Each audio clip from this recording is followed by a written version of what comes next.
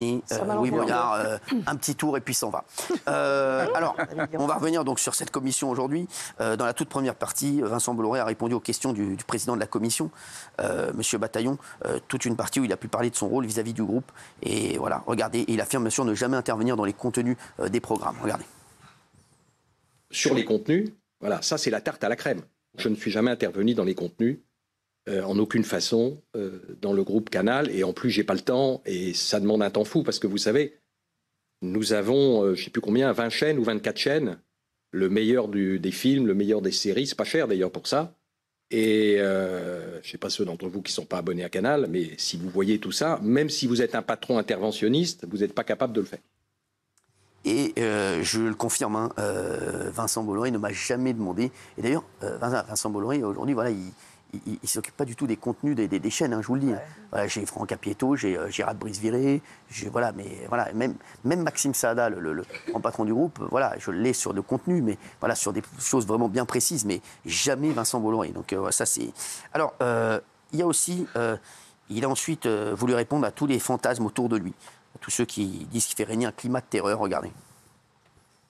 Mais honnêtement, je n'inspire la terreur à personne que je connais. J'inspire la terreur à des gens qui ne m'ont jamais vu et qui écoutent ce qui est raconté dans un certain nombre de petites lettres et qui disent c'est un type épouvantable, il fait des choses horribles, etc. C'est ça cette histoire de terreur, c'est une histoire de réputation. Mais non, je suis plutôt très gentil, plutôt rigolard, plutôt affable. Je me méfie des blagues que je dis. C'est vrai, et je le confirme, en plus c'est vrai, je vous jure que c'est incroyable, c'est comme moi, il y a plein de gens voilà, qui étaient déçus du complément d'enquête, qui s'imaginaient plein de choses, et je vais vous dire, et il y a une excellente ambiance, en tout cas, moi je parle pour moi, en tout cas au sein de mes équipes, et plein de gens s'imaginent plein de choses, et je peux vous dire qu'il y a tous les gens qui travaillent avec moi depuis des années, et tous les techniciens qui sont là, je pense sont très contents d'être avec moi, même toi. Hein. non, mais c'est vrai qu'il y a un nombre de fantasmes. Je me suis dit un jour, il faudrait qu'il y ait un sondage qu'ils aillent voir vraiment les techniciens sur les plateaux, qu'ils aillent voir les caméramans, qu'ils aillent voir les personnes sur le plateau, etc., hein, les assistants plateau, les gens de la Sécu, etc., et qui leur demandent vraiment comment est tel ou tel animateur. Et vraiment, je vous dis, moi, je suis très heureux et on n'a jamais eu de problème avec personne ici. Mais c'est vrai qu'il y a énormément de fantasmes. Un député LFI, alors on a ensuite accusé Vincent Bolloré de faire la promotion du christianisme à l'antenne. Il a tenu à rappeler qu'il respectait toutes les religions. Et je rappelle aussi que c'est Vincent Bolloré, et c'est sur Direct 8 qu'ils avaient lancé une émission où il y avait un rabbin, un imam, un prêtre. C'était une émission incroyable d'ailleurs, que les gens adoraient. Regardez. Sur les histoires de religion et autres, je vous rappelle qu'on avait créé les Enfants d'Abraham avec les 3 religions. J'ai beaucoup d'amis musulmans avec qui je vis en paix et en fraternité. Mais figurez-vous que le commandeur des croyants descendant du prophète, Mohammed V, à la fin du milieu des années 50, en France, ne savait pas où aller. Et il a habité dans notre propriété de Garches-Vaucresson. C'est pas parce que je suis chrétien que je ne peux pas parler des autres religions. Et au contraire, je pense qu'on vit en paix, qu'on peut vivre en paix, qu'on doit vivre en paix, que c'est essentiel de vivre en paix. Exactement. Alors, il a également parlé, il y a Laurent Jacobelli qui il a eu la parole, député, et qui a d'ailleurs beaucoup travaillé en télévision, il connaît bien le domaine. Et regardez, il a eu l'impression d'assister au procès de Vincent Bolloré lors de la commission. Il n'a pas hésité à le dire devant tout le monde. Regardez. Il était bon. Un peu surpris par cette audition. J'ai plus l'impression d'être, je dois le dire, à un procès d'une personne. Avez-vous noté un impact de ces attaques qui sont dirigées contre vous et votre groupe? Ça, c'est sûr que ça ne fait pas plaisir. Après, il y a une habitude d'être paratonnerre. Et ça sert. Donc, en effet, je trouve tout ça triste. Je pense que les disputes... les petites guéguerres ne sont pas extraordinairement utiles.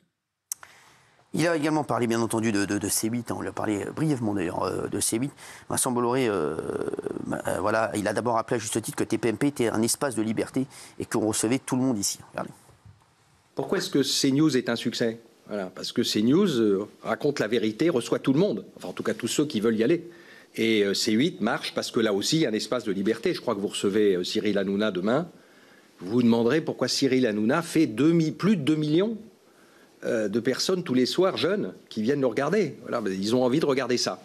Alors, est-ce qu'il y a de l'idéologie là-dedans ou chez Cyril Hanouna? Je ne suis pas sûr. Je crois qu'il y a une liberté, une joie. Vous savez, les gens rentrent souvent fatigués. La vie en France aujourd'hui est peut-être moins facile que ce qu'elle était avant. Et je crois que les gens sont contents d'allumer la télé. C'est quand même une atteinte à la liberté de la presse manifeste, cette histoire. Enfin, c'est fou. Franchement, ça fait peur, quoi. Je vous sens angoissé. Non, c'est vrai. Non, mais c'est vrai. Voilà. Oui, je trouve que c'est. Non, mais c'est vrai.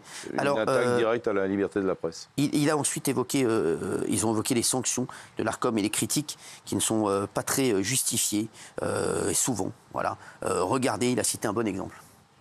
Il y a cette histoire de Hanouna qui a fait beaucoup parler avec le refuge, où il y avait un pauvre garçon qui était dans la rue parce qu'il y avait une blague, évidemment, à la Cyril Hanouna, et qu'il y avait un pauvre garçon, ses parents l'avaient reconnu, et le refuge l'avait reçu, il était au bord du suicide, c'était affreux, et là tout le monde a dit c'est épouvantable.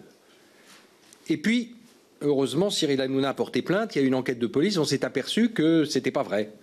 Et le directeur du refuge, d'ailleurs, a dit, je crois, c'est quelque chose que j'ai inventé. Alors, c'est vrai, ça c'est une histoire encore, histoire vraie. D'ailleurs, il a été démis de ses fonctions. Hein. Ouais.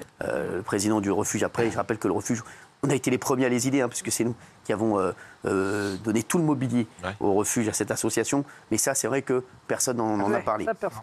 Et on lui a reposé la question sur moi, il nous a reposé une autre question. Regardez, il a fait pratiquement la même réponse, regardez. Écoutez, jusqu'à présent, vous avez remarqué que oui, en dépit d'amendes, en dépit de problèmes, Cyril Hanouna est toujours dans les chaînes. Et je vais vous dire, vous l'avez entendu, tout le monde a envie de le garder. Donc Cyril Hanouna, voilà, c'est son succès qu'il protège. Cyril Hanouna, plus de 2 millions tous les soirs. Il faut vous demander pourquoi Cyril Hanouna fait plus de 2 millions tous les soirs. Avec des sujets qui sont voilà, les sujets de tout le monde, la vérité de la vie en France. C'est comme ça. Et enfin merci en tout cas, et je suis très heureux d'être dans le groupe, vous le savez, voilà, je ne quitterai jamais le groupe, à part si le groupe me quitte, bien entendu. Il y a quelque chose de magique, c'est qu'en plus de m'interroger beaucoup plus longtemps que tous les autres, ils vont changer les règles aussi demain, rien que pour moi. Regardez, demain c'est les règles changent. C'est une Coupe du Monde. C'est ce qu'a dit le président, regardez. Pour demain, nous aurons également une limite à 2h30 et je proposerai en amont à l'ensemble des groupes politiques de nous faire passer dans la liste des prises de parole leur ordre de priorité des différents membres de chaque groupe. Et c'est cet ordre de priorité qui sera pris en compte demain lors des temps de parole de chaque groupe politique avec une durée également de 2h30. Voilà, donc merci Quentin Bataillon. Donc je serai demain à 14h là-bas jusqu'à 16h30 et bien sûr grand débrief demain soir dans l'émission. Merci à tous. Tout de suite c'est Magellan et Mongeville en même temps. La guerre. À toi.